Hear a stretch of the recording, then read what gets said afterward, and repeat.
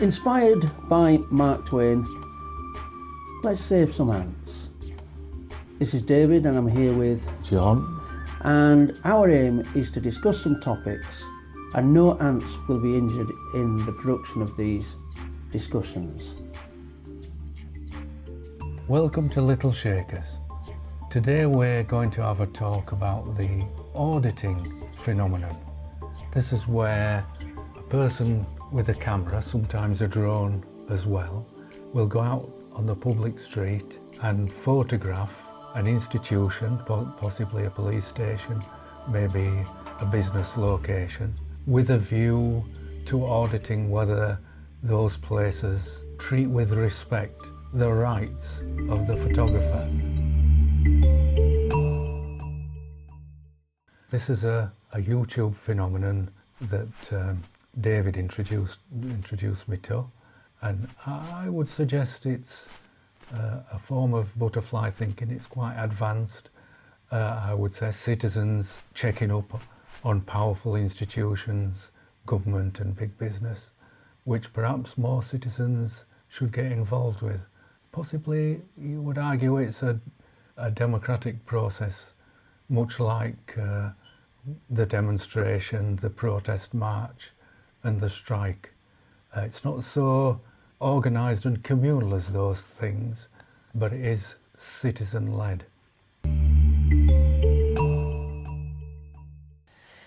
Article 10 of the Human Rights Act gives you the right to hold your own opinions and to express them freely without government interference. So Article 10 also covers the idea of making a video, making a film, making a programme, such as YouTube. So as John's highlighted, these activists, you could call them, even if they don't see themselves as activists, they're activating or challenging the status quo that these things can't be done, these things are an intrusion, these things are an infringement on somebody else's human rights, to be filmed in public. One of the things that frequently is amusing about these videos is someone will walk up to the photographer who's probably got a body cam on, he's got a phone camera in his hand, and he's also, as John says, got the drone up, and they'll walk up and say they don't want to be filmed. Well, if you don't want to be filmed, run away, hide. And of course that person will say, well, I don't want to have to do that, it's you that's filming this. So there's a push and pull goes on with these audits. As John rightly says, these auditors, you could say, I've heard them referred to as citizen journalists. Yeah. And a lot of people in comment sections amuse me by challenging whether they are journalists. Now, they're making a journal. YouTube, when you put a YouTube video up, it tells you when you filmed it, where you filmed it, and what went on in that interaction. If that's not like keeping a diary, which is a journal, it's like a vlog, a video log, which is a journal. But then publishing it to the wider population, which is worldwide, to view it, it must be journalism of a sort. I agree, it literally is. You've defined it very well there. Can I just pause you there? If I take a picture of my dog, my little dog, and put him on Facebook, not him, but the picture, right? Does that well, for example, if I make a video, I throw him a stick and he runs after it and he falls into the canal and it's hilarious and it gets 3,000 views on YouTube, does that make me a journalist? Mark here, Fred, I would say that makes you the owner of a very wet dog, for one thing for sure. Oh, but yes, but I wouldn't be a journalist for doing that. William here, but if you're doing a project and you have a similar theme time after time and people are interested in viewing your content, that would make you a journalist, a citizen journalist. I agree with that.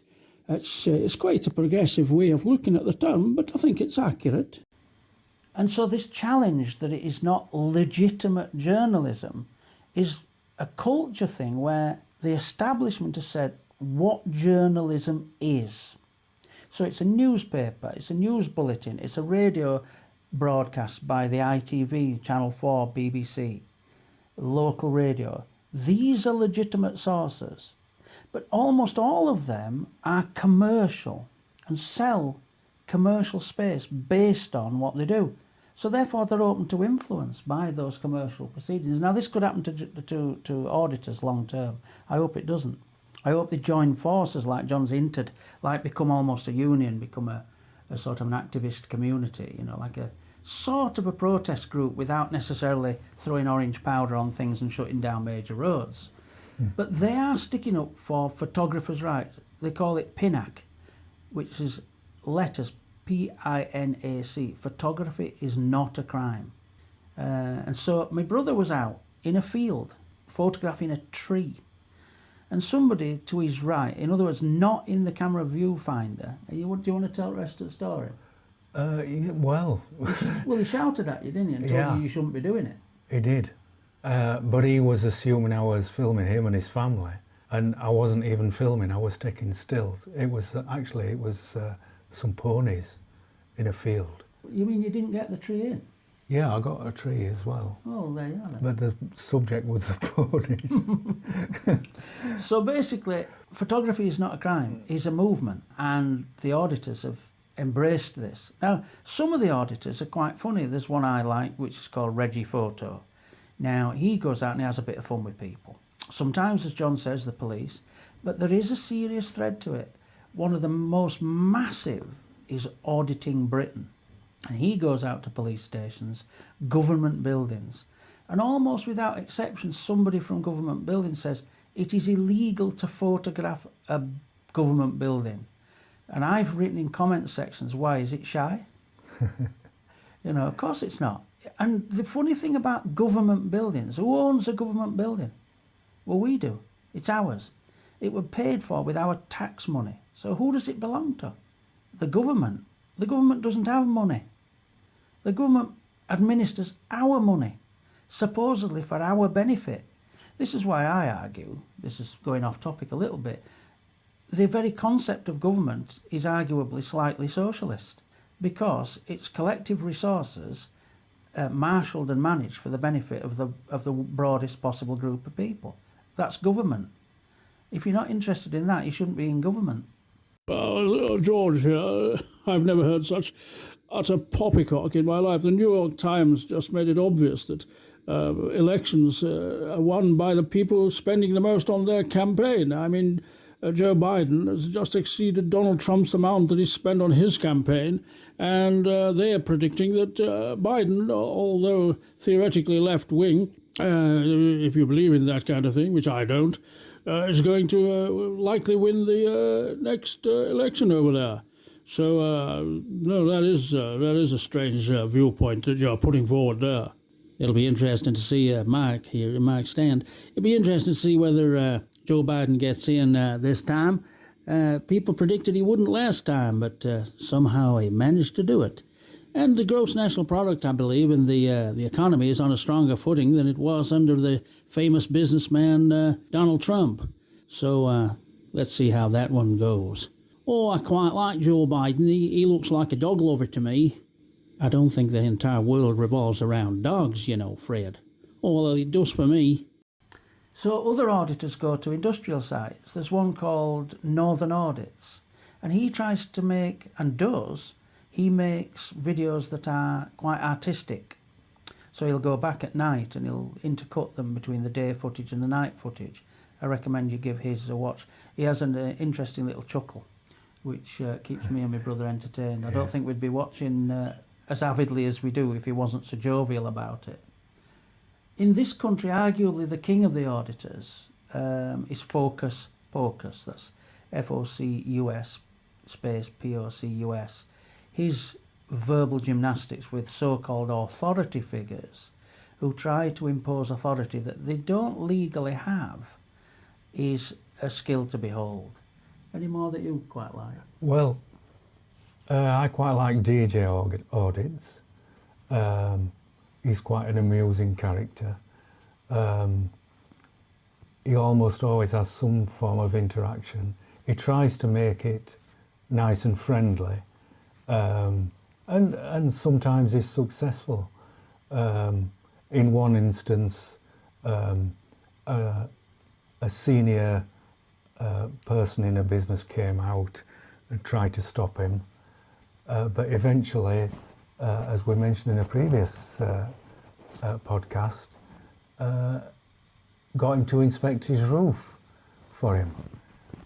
I think that was DJ, wasn't it? It definitely was. That was quite amusing. Definitely. So he's good.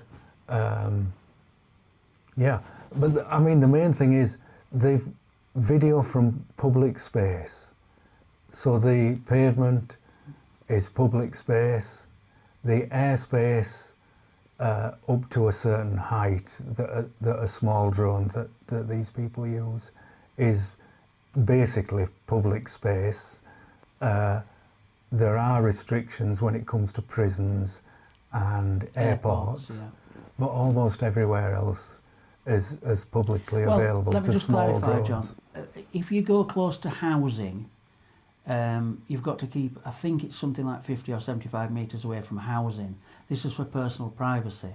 But these are business places or police stations or government buildings. You don't see auditors. This is a big thing that's always thrown at them. It's like, would you do this at my house? Well, no, because the rules don't allow it. So this is an interesting little quirk that comes up time and time again. It's thrown back. But they don't go near people's houses. So they don't want to get near somebody's bathroom or see somebody sunbathing in the altogether in the back garden. So these things don't happen on these videos. This craze, this phase came from America. And in America, they've got a very strong Bill of Rights and the American Constitution. Now, we're always inundated, told how free America is. Wow, what I've learned about America, you need a permit for just about everything. I find it incredibly shocking how not free America is, how many restrictions. Not just airports and prisons, which fair enough, but their auditors sometimes get arrested, quite forcibly, thrown in jail for a time and all this kind of thing. The lawsuits that go on over there, because it's an infringement of people's civil rights, First Amendment is massive over there. And so there's one called Honour Your Oath, and it's spelled Honor, the American spelling. All he does, he goes out and stands outside town halls and so on with a sign, get this, and it says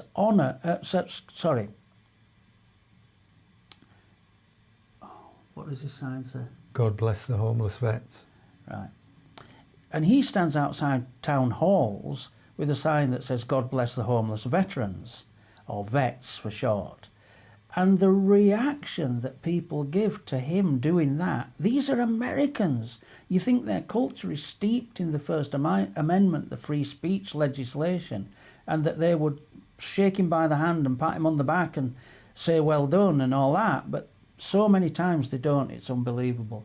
There's another one I like called Rogue Nation, and he has fought, but arguably one of the kings of it over there is a guy called Philip Turner, the Battousai, and he's actually fought for legalisation of filming public officials in the course of their duty, only in public areas, again. There's a case called Turner versus Driver.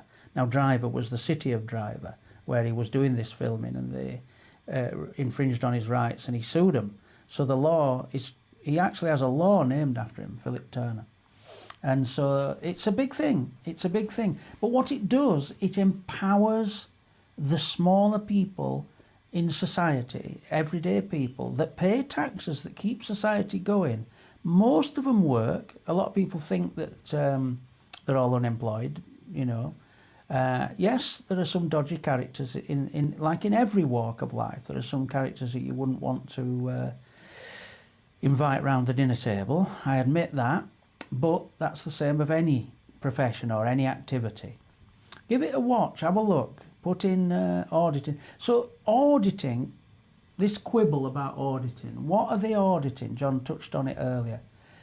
One of them who's sort of gone to more doing travel documentaries, he came up with an encapsulation, a little phrase, which is, I think it was him, or it could have been Bay Area Transparency. Yes, it could have been him.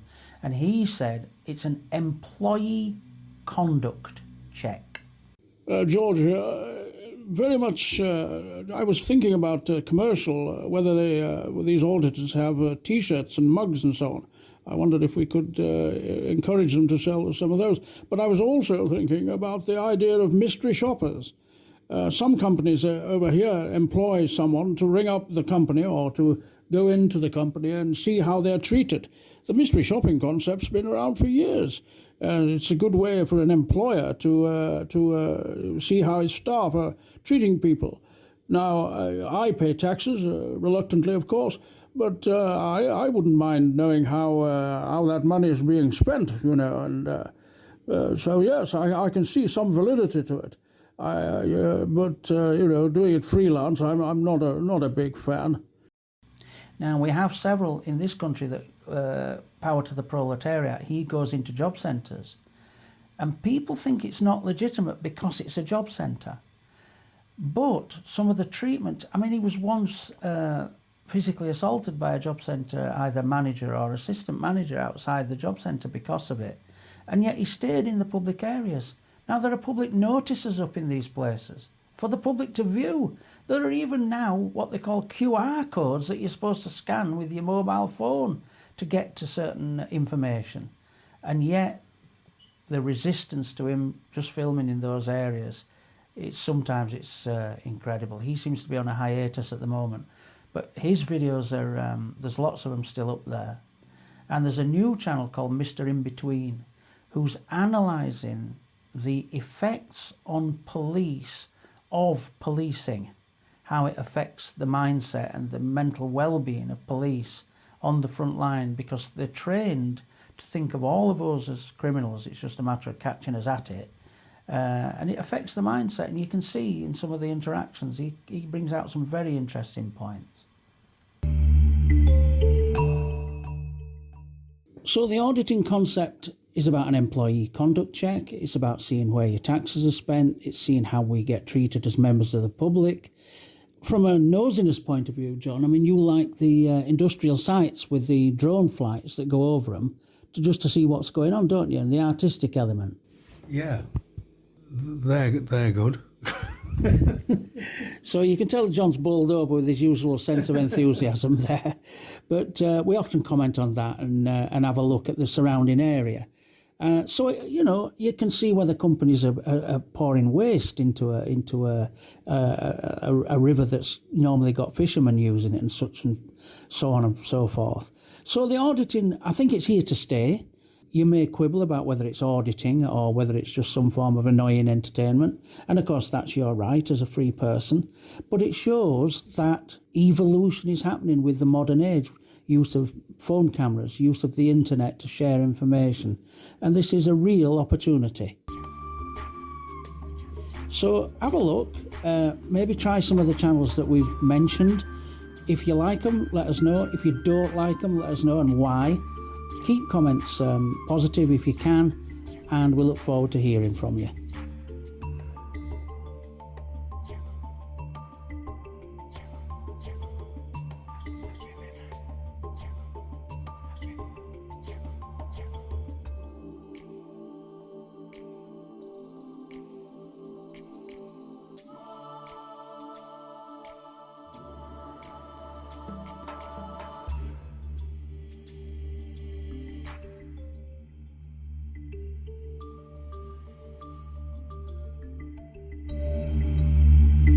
Keep smiling.